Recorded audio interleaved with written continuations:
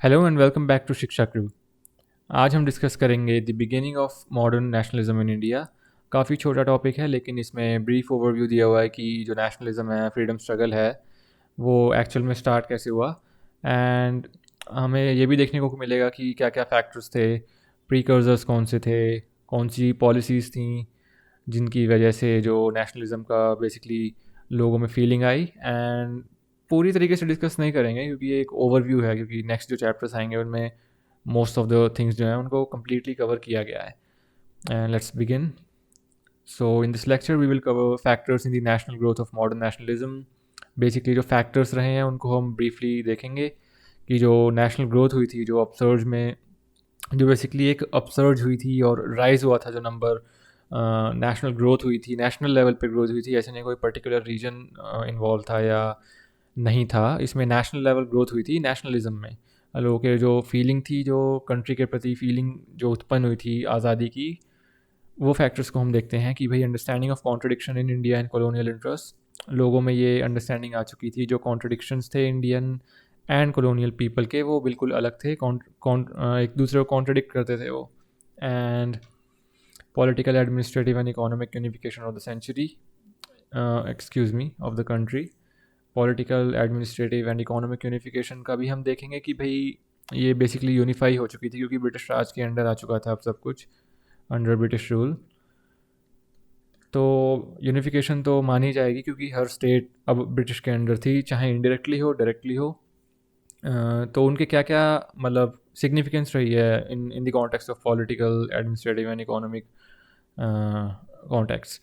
Western thought and education, जो waste की जो स्कॉलर्स थे, जो उनके ख्याल थे, जो उनके विचार थे, जो उनकी व्यूज़ थे, और जो पढ़ाई थी, इन और जो जो मतलब एजुकेशन की वजह से जो हमारे इंडियंस को अपनी कंट्री से बाहर जाके पढ़ने का मौका मिला। तो उससे भी ये पता चलेगा कि भाई वेस्ट की भी क्या इनडायरेक्टली इन्वॉल्वमेंट रही है एक तरीके से मॉडर्न नेशनलिज्म को राइज करने में। Role of press and literature, obviously कोई भी नेशनल लेवल या कहीं चाहे कोई भी कंट्री हो, नेशनल लेवल अगर कोई मूवमेंट है एंड अपसर्ज है, रिवोल्यूशन है, रिवोल्ट है, कुछ भी है, तो उसमें प्रेस एंड लिटरेचर का बहुत मेजर रोल रहता है। अब ये बहुत एक ऐसे एलिमेंट्स हैं हमारी सोसाइटी के जो लोगों को काफ़ी मोटिवेट करते हैं हर चीज़ में। Basically in the current scenario press का नेगेटिव, करंट क्या है तो शुरू से ही प्रेस का नेगेटिव यूज़ भी होता है, बट ये तो एक ऐसे पावरफुल स्वर्ड्स हैं, ये वो तलवारें हैं जो किसी भी रेवोल्यूशन जो है ना, रेवोल्यूशनरी मूवमेंट्स जो कुछ भी होती हैं उनको एक तरीके का सॉलिडिफिकेशन देते हैं।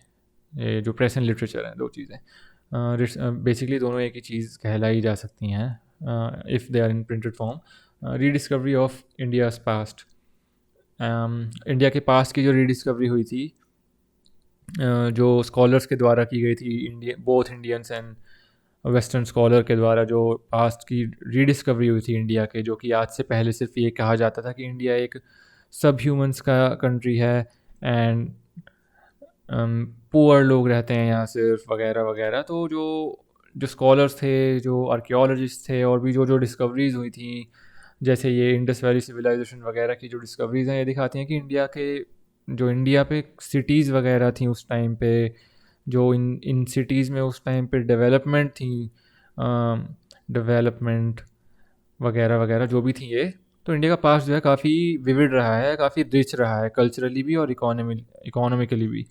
तो ये फैक्टर्स जब डिस्कवर हुए, जैसे जैसे एडवांसमेंट हुई चीज़ों में, तो ऑब्वियसली जब एडवांसमेंट होती हैं तो इन सब चीज़ों में भी रियलिटी भी बाहर आती है, हर चीज़ की, किसी देश की हिस्ट्री बाहर आती है। तो जैसे ब्रिटिशर्स ने तो इंडिया का जो इमेज है बाहर सिर्फ ये दिखा रखी थी वेस्ट में कि पुअर हैं, गाइडेंस की नीड है, रूल हमारे वाइट रूल कर सकते हैं इन लोगों को, सिर्फ ये बर्डन है। लेकिन ऐसा कुछ भी नहीं था क्योंकि इंडिया का जो पास्ट है वो काफ़ी रिच रह चुका है कल्चरली, इकोनॉमिकली, रिलीजियसली, सोशली। कोई भी फैक्टर अगर आप देख लें तो इंडिया का जो पास्ट है वो काफ़ी फैक्चुअल एविडेंस हिस्ट्री में है कि भाई काफ़ी अमीर कंट्री रह चुकी है India. And progressive character of socio religious reform movement, जो रिफॉर्म मूवमेंट्स थी ये सोशो रिलीजियस, जो सोसाइटी और रिलीजन दोनों के हित की जो मूवमेंट्स थी, उनका प्रोग्रेसिव नेचर था। प्रोग्रेसिव इन द सेंस कि ये जो मूवमेंट्स थी इनका प्रोग्रेसिव नेचर ऐसे था कि ये सोसाइटी को, समाज को, इंडिया को तरक्की की तरफ लेके जा रहे थे। जो इनकी बेसिकली रिफॉर्म मूवमेंट में जो चीज़ें थी, जैसे कि विडो रीमैरिज एक्ट है अपना, एजुकेशन, विमेन के लिए एजुकेशन, कास्टिज़म का एबॉलिशमेंट वगैरह वगैरह, ये जो सारी रिफॉर्म मूवमेंट थी ये डेवलपमेंट के टूवर्ड्स लेके जा रही थी और प्रोग्रेसिव नेचर था इनका। तो ये भी एक फैक्टर है जिसने मॉडर्न नेशनलिज्म को काफ़ी बढ़ावा दिया, क्योंकि लोग इन तकियानुसी बातों से हटके एक पर्पस के लिए अपनी लाइफ को जिए। Rise of middle class intelligentsia, middle class जो है उनकी राइज हुई थी इस क्लास की। मिडिल क्लास जो है एजुकेटेड हो, काफ़ी एजुकेटेड लोग थे। मिडिल क्लास में से सबसे ज़्यादा एजुकेटेड लोग बिलोंग करते थे उस ज़माने में, एंड इनकी भी राइज हुई और इनका काफ़ी बड़ा रोल रहा है नेशनलिज्म में। Impact of contemporary movements in the world, French revolution, French revolution, और भी जो छोटे छोटे मतलब movements all around the globe हुए थे उनका, जैसे ही डेवलपमेंट्स हुई, प्रेस आया, लिटरेचर आया, इन सब के द्वारा लोगों पे अब घर पे ही न्यूज़ पहुंचने लग गई कि दुनिया के किनारे में क्या चल रहा है। और लोगों को भी फिर इनसे एक तरीके का कॉन्फिडेंस मिला, एक क्या बोलते हैं, उन्हें भी कॉन्फिडेंस भी मिला, एंड उन्हें एक जज्बा भी मिला कि भाई हम भी एक तरीके से जो है, हमें भी अब अपनी कंट्री के लिए कुछ करना चाहिए। Reactionary policies and racial arrogance of rulers. Factors in the national growth of modern nationalism में हम ये देखते हैं कि the rise and growth of Indian nationalism can be explained in the terms of Indian response to the events and spurs generated by the British Raj by creating new institutions, opportunities, resources. In other words, the Indian nationalism grew partly as a result of colonial policy and partly as a reaction to colonial policies. तो जो colonial policies थी उन्होंने एक तरीके का दो, इसमें हम डबल तरीके का वो देख सकते हैं कि पॉजिटिव रोल भी था एंड नेगेटिव भी था।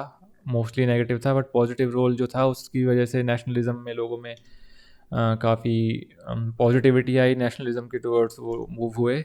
पॉजिटिव इन द सेंस कि इन्होंने जो institutions, opportunities, resources, institutions in the sense educational institute जो आ गए थे, तो एजुकेशन मिली लोगों को। अपॉर्चुनिटीज़ इन द सेंस कि लोगों को अब कोर्ट्स में लॉयर्स बनने लग गए थे एंड टीचर्स बनने लग गए थे। स्कूल थे तो अब लोग टीचर भी बन सकते थे।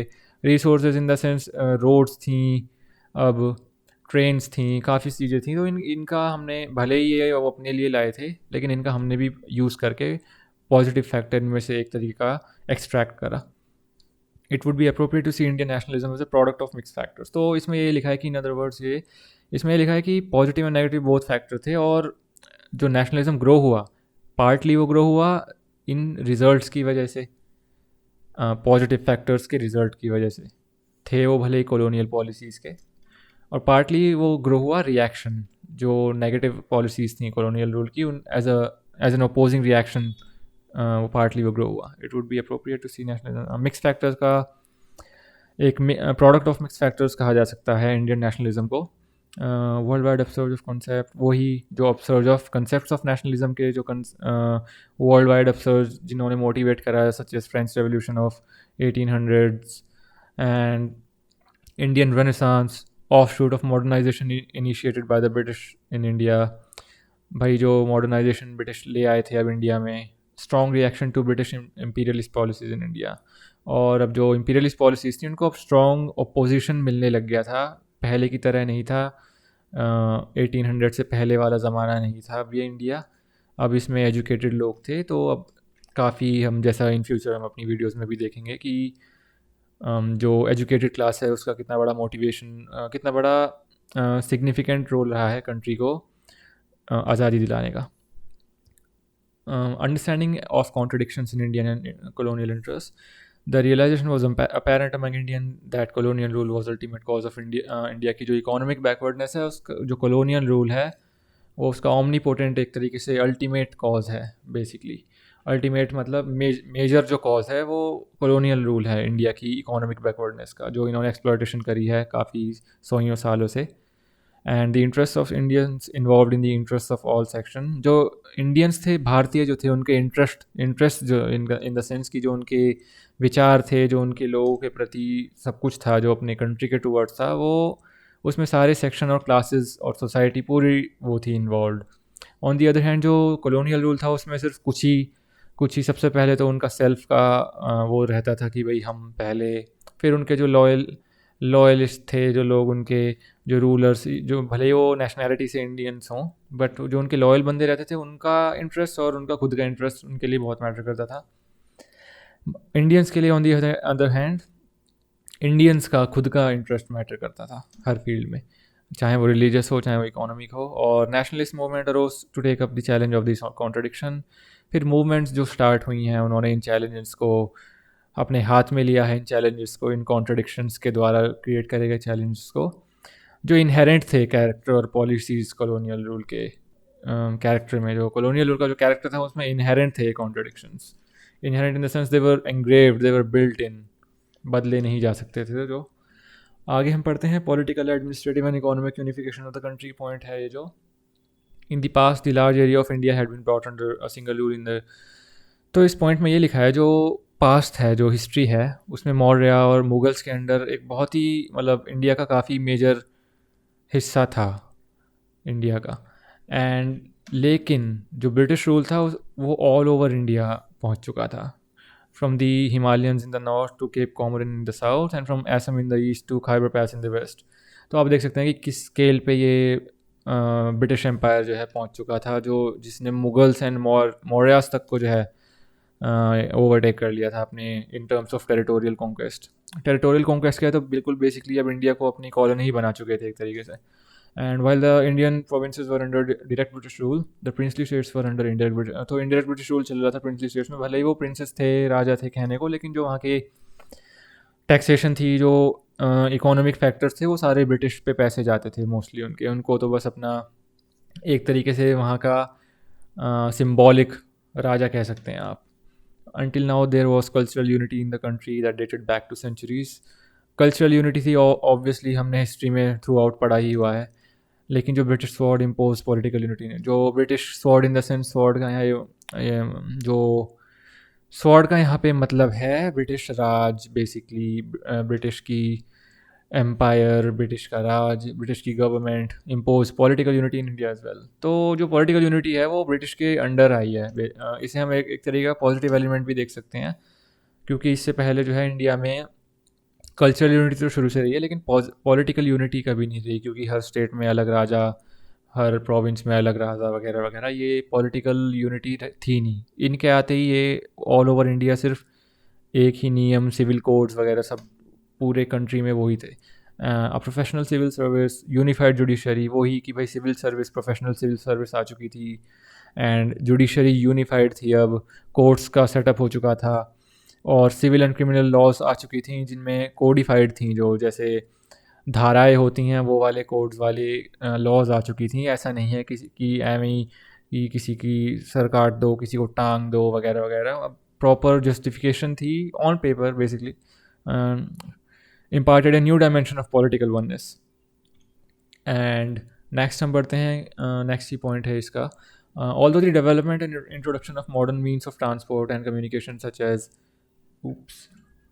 next हम बढ़ते हैं, इसका next point है, although the development and introduction of modern means of transport and communication such as railways, roads, electricity and commercial exploitation, इसमें ये लिखा हुआ है इस पॉइंट में कि ऑल्दो ये जो ट्रांसपोर्टेशन आई थी, कम्युनिकेशन, रेलवेज, इलेक्ट्रिसिटी, सड़कें, टेलीग्राफ एंड और भी जो चीज़ें थी, उनका इंट्रोडक्शन ब्रिटिश ने जो करा था इंडिया में, वो अपने लिए करा था टेक्निकली। तो अगर देखा जाए तो अपनी कन्वीनियंस के लिए, अपने कामों के लिए। लेकिन इन चीज़ों का फिर इंडियनों ने भी जब यूटिलाइजेशन करा, तो इससे हमारे जो फ्रीडम स्ट्रगल है, जो हमारी ओवरऑल लाइफ उस ज़माने में थी, उसमें भी काफ़ी बेनिफिट हमें भी मिले इससे।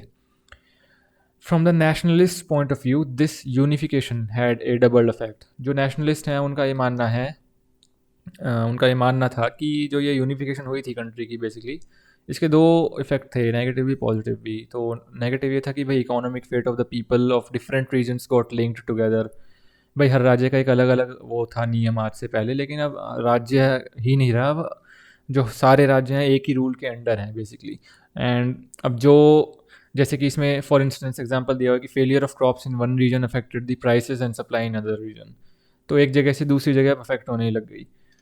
मॉडर्न मीन्स ऑफ, लेकिन इसका जो पॉजिटिव एलिमेंट है वो ये है कि जो ट्रांसपोर्टेशन के मॉडर्न साधन थे, उन्होंने सभी लीडर्स को डिफरेंट डिफरेंट रीजन्स के एक साथ आने का मौका दिया। एंड ये इम्पॉर्टेंट भी था क्योंकि पॉलिटिकल आइडियाज़ और मोबिलाइजेशन के लिए काफ़ी इम्पोर्टेंट फैक्टर था, जिसकी वजह से जो ऑर्गेनाइजेशन ऑफ पब्लिक ओपिनियन है और जो मूवमेंट्स वगैरह हुई थी उसमें कम्युनिकेशन ईजिली होने लग गई थी, और लोग जो है ट्रांसपोर्टेशन का फ़ायदा उठाने लग गए थे। ट्रैम्स वगैरह आ गई थी एंड ट्रेन्स आ गई थी।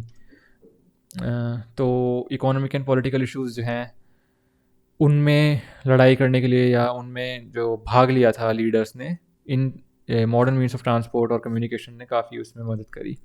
आगे हम बढ़ें तो है the western thought in education. तो introduction of western education provided the opportunity for the masses to understand the modern western ideas. वही है, लोगों को जब पढ़ाई हुई, ऑब्वियसली लोगों ने पढ़ाई करी, बुक्स पढ़ी, स्कॉलर्स की फ़िलासफ़ी पढ़ी, आर्ट पढ़ी, लिटरेचर पढ़ी, कॉमर्स पढ़ी, सब कुछ पढ़ा जो लोगों ने, तो उन्हें वेस्टर्न आइडियाज़ का पता चला, बाहर के आइडियाज़ क्या होते हैं, बाहर के लोग क्या सोचते हैं, बाहर कंट्रीज़ चलाई कैसे जाती हैं। This give a new direction to Indian political thinking even though the education system was introduce in the self interest. भले ही सेल्फ इंटरेस्ट के लिए इंट्रोड्यूस करा हो ब्रिटिश ने एजुकेशन सिस्टम, लेकिन इसने इंडियन पॉलिटिकल थिंकिंग का पूरा एक नया पूरा डायरेक्शन दे दिया था, डायमेंशन ही बदल दिया था। एंड एफिशिएंट एडमिनिस्ट्रेशन के लिए इन्होंने वैसे तो एजुकेशन को इंडिया में इंट्रोड्यूस करा था कि भाई हम जो जब लोग पढ़ जाएंगे तो हम और भी ज़्यादा उन्हें आसानी से ये लगेगा कि हाँ चलो ब्रिटिश राज उन्हें अब समझ में आ जाएगा, लेकिन उल्टा ही हो गया इनके साथ। The liberal and radical thoughts of European writers like Milton, Shelley, John Stuart और ये जो राइटर्स दिए गए हैं, और many helped many Indians in understanding modern rational. इन जो ये जो थॉट्स थे और रेडिकल एंड लिबरल थॉट्स थे इन राइटर्स के, इन्होंने काफ़ी इंडियंस की एक तरीके से मदद करी जो modern rational secular democratic nationalist ideas को समझने की, कि जो मॉडर्न ज़माना है उसमें ये सब जो रैशनल आइडियाज़ हैं, जो सेक्युलर आइडियाज़ हैं, डेमोक्रेसी क्या है, इन सबको समझने की इनकी इन राइटर्स की राइटिंग्स ने हेल्प करी। Basically the English language help nationalist leader from different linguistic region to communicate with each other. तो जो इंग्लिश है उसने लीडर्स को जो अलग अलग राज्य के थे, एक एक दूसरे की भाषा नहीं जानते थे, जैसे कि इंडिया में शुरू से ही भाषाएं हर राज्य की अलग रही हैं। तो इंग्लिश जब एक यूनिफाइड लैंग्वेज बन गई थी कंट्री की, जब एजुकेशन आ गया था सब में, तो पढ़ तो सब इंग्लिश ही रहे थे। अगर एजुकेशन कोई कर रहा था तो इंग्लिश पढ़ रहा था, तो इससे फ़ायदा हुआ कि जो लीडर्स थे वो कम्युनिकेट ईजिली कर पा रहे थे एक दूसरे से, इसकी वजह से, क्योंकि इसमें फिर लिंग्विस्टिक बैरियर जो था वो ख़त्म हो चुका था। एंड एक पॉइंट रह गया हमारा, the educated who took liberal professions, जो लॉयर्स, डॉक्टर्स वगैरह वगैरह बनते थे, वो उन्हें इंग्लैंड जाने का भी मौका मिला हायर एजुकेशन के लिए, जहाँ उन्होंने देखा कि भाई मॉडर्न पॉलिटिकल इंस्टीट्यूशंस काम कैसे करते हैं, एक जो आज़ाद देश है। और फिर उन्होंने अपने अंदर अंदर कंपेयर भी करा, अपनी राइटिंग्स में भी दिखाया, और बाहर यहाँ आके लोगों को भी इन्फॉर्म करा कि जो ये आज़ाद देश है वहाँ कितनी अच्छी सिचुएशन है, और हमारे यहाँ हमें बेसिक राइट्स भी डिनाइड करे जाते हैं। Educated class form the middle class intelligentsia who constituents the centre for the newly arising political unrest. तो जो एजुकेटेड क्लास है, मिडिल क्लास इंटेलिजेंसिया फॉर्म करी उन्होंने। बेसिकली जो मिडिल क्लास फॉर्मेशन हुई जिसमें, उसमें एजुकेटेड क्लास काफ़ी ज़्यादा थी। वो कॉन्स्टिट्यूटेड दी सेंटर, जो सेंटर इन द सेंस जो एक कोर एलिमेंट थी न्यूली अराइजिंग पॉलिटिकल अनरेस्ट का, नेशनलिज्म का, मॉडर्न नेशनलिज्म जो इंडिया में अब अराइज हो रहा था धीरे धीरे, उसका कोर एलिमेंट थी एजुकेटेड मिडिल क्लास। और यही वो सेक्शन है जिसने लीडरशिप प्रोवाइड करी इंडियन पॉलिटिकल एसोसिएशन में। Indian political association in the sense जो पॉलिटिकल पार्टीज़ थी उसमें majority of the people were educated and from the middle class. Let's move on to our next point which is role of press and literature. तो जो print media जो था, जो press था, newspaper थे, second half of 19th century में saw an incredible growth हुई थी उनकी। काफ़ी हाई स्केल ग्रोथ हुई थी Indian owned English and vernacular newspaper की। ब्रिटिश ओन्ड नहीं, इंडियन ओन्ड जो थे, जिसमें डिस्पाइट द न्यूमरस रिस्ट्रिक्शन, जो रिस्ट्रिक्शंस भी काफ़ी कोशिश करी थी ब्रिटिशर्स ने लगाने की, बट फिर भी इस लेवल की ग्रोथ हो चुकी थी। वर्नैकुलर जो रीजनल लैंग्वेज होती हैं उनकी भी। और इन 1877 alone, even before the mid 19th century, 1877 में ही there were about 169 newspaper published in vernacular languages, and their circulation reached the neighborhood of 100,000. 1 lakh लोगों तक ऑलरेडी उनकी सर्कुलेशन जाने लग गई थी 169 न्यूज़पेपर से 1877 अलोन में. The press criticise the colonial policies and urge the people to unite. जो इंडियन प्रेस थी, जो इंडियन पेपर्स, जो लीडर्स इन्वॉल्व थे इसमें, जो हमारे नेशनलिस्ट इन्वॉल्व थे, मोस्टली वही इन्वॉल्व थे इन पेपर, इन टाइप के प्रेस में और लिटरेचर में भी. और इनके मीडियम से लोगों को जागरूक कराया जाता था कि आएँ और अपने देश को आज़ाद कराने में भाग लें. It help spread modern ideas. इसकी वजह से लोगों ने जो है मॉडर्न आइडियाज़ भी स्प्रेड करे. सेल्फ गवर्नमेंट की लोगों को नॉलेज बताई. डेमोक्रेसी क्या होती है, हक क्या होते हैं, सिविल राइट्स क्या होते हैं, इंडस्ट्रियलाइजेशन क्या होती है. The newspapers, journals, pamphlets and nationalist literature help in the exchange of political ideas among nationalist leader from different region. अलग अलग राज्य के जो नेशनलिस्ट लीडर थे, इन अखबारों के द्वारा, जर्नल, पैम्फलेट, लिटरेचर, इनके द्वारा उन लोगों में भी जो है पॉलिटिकल आइडियाज़ के एक्सचेंज हुए. Rediscovery of India's past. The researches and discoveries by European scholars such as Max Muller, जो जर्मन स्कॉलर थे, Monier William Roths, Indian scholars such as R.G. Bhandarkar and R.L. Mitra, later Swami Vivekananda, created entirely new picture of India. India के पास की entirely new picture हो चुकी थी अब पूरे ग्लोबल में भी और इंडिया लेवल पे भी, क्योंकि जो डिस्कवरीज हुई थी स्कॉलर्स के द्वारा, दोनों भारतीय भी और यूरोपियन स्कॉलर्स के द्वारा जो डिस्कवरीज करी गई थी, जिनमें ये पता चला था कि जो इंडिया थी, well developed political, economic, social institutions, flourishing trade था, rich heritage in arts and culture, और सिटीज़ भी हैं इंडिया में काफ़ी. तो इससे लोगों ग्लोबली एक मैसेज गया कि भाई इंडिया एक काफ़ी रिच कंट्री है, बोथ पॉलिटिकली, इकोनॉमिकली एंड हर तरीके से, सोशली भी. The theory put forward by EU scholar that the Indo Aryans belong to the same. ये जो सेम एथनिक ग्रुप में, ये EU स्कॉलर की एक थ्योरी भी थी कि जो इंडो आर्यंस हैं वो they belong to the same ethnic group from which the other nation of EU have all, such as Germany में जो आर्यंस वगैरह थे. तो ये एक थ्योरी की गई थी कि जो इंडो आर्यंस हैं वो भी इसी हेरिडिटरी के हैं, जिस हेरिडिटरी के इन यूरोपियन नेशंस के बंदे हैं.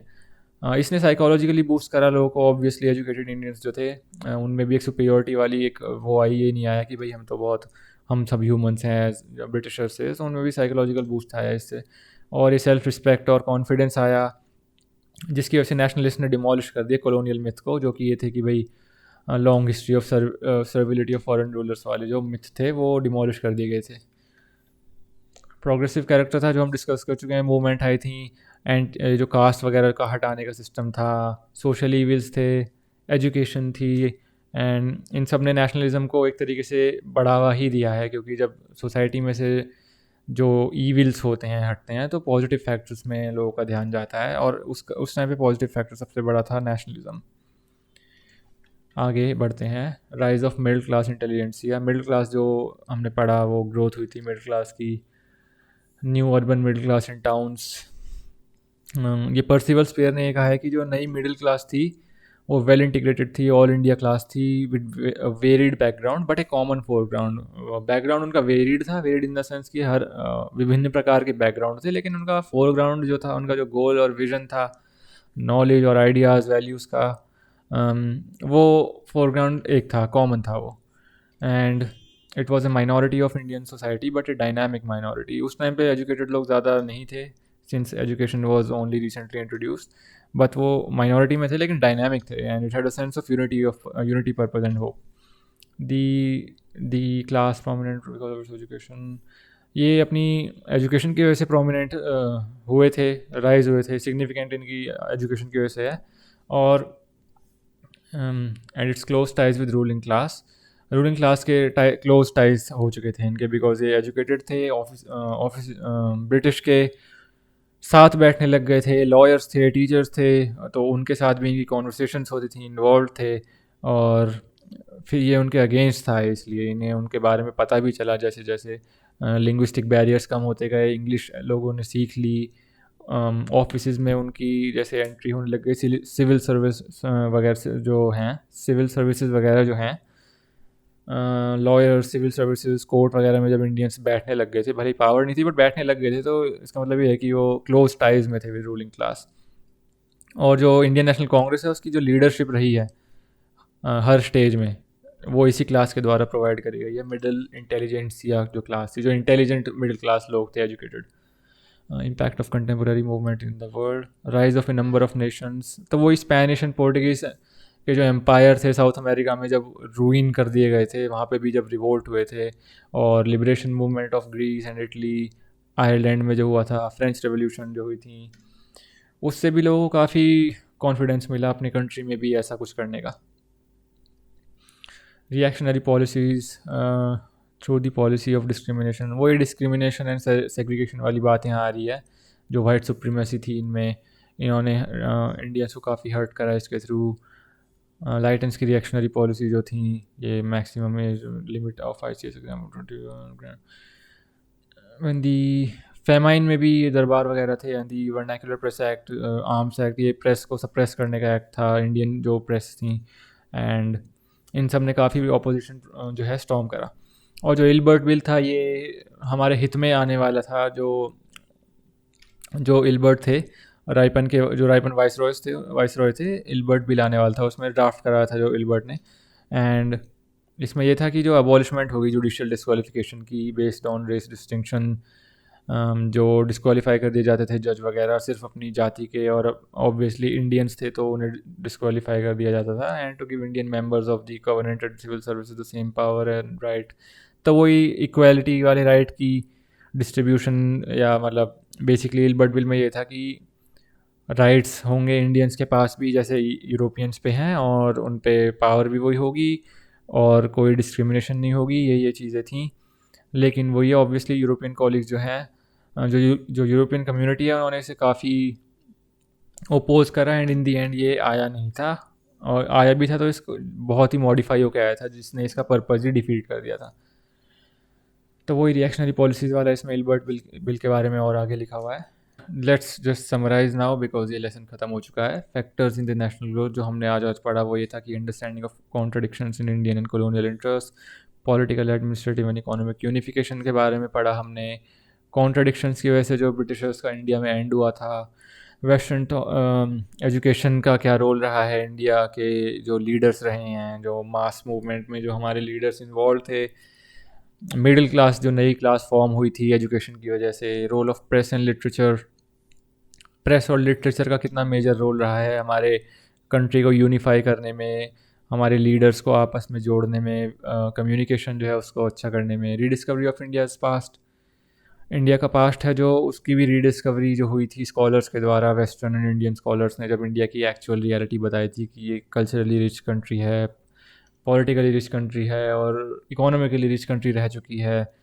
तो उसने भी ग्लोबली हमारी कंट्री का एक इमेज पूरी बदल दी थी। प्रोग्रेसिव कैरेक्टर ऑफ प्रोग्रेसिव हमारी मूवमेंट्स जो हुई थी उस ज़माने में, जिसने इंडिया को और आगे बढ़ाया कल्चरल ईविल्स को, सोशल ईविल्स को हटा के। मिडिल क्लास का नया उत्पन्न हुई ये class, impact of contemporary movements जो चल रही थी उस टाइम पे, उनका इम्पैक्ट क्या था, और रिएक्शनरी पॉलिसीज़ का क्या इम्पैक्ट था, जिनके अपोज में जो नेशनलिज्म स्ट्रगल जो स्टार्ट हुआ था। तो इस चैप्टर हमने काफ़ी कुछ कवर करा, भले ये बेसिक ओवरव्यूज़ थे। अपनी नेक्स्ट वीडियोज़ में हम कवर करेंगे कि कैसे कैसे आगे फ्रीडम स्ट्रगल को कंटिन्यू करा गया। And that's it for this video, and we will see you in the next one. Thank you.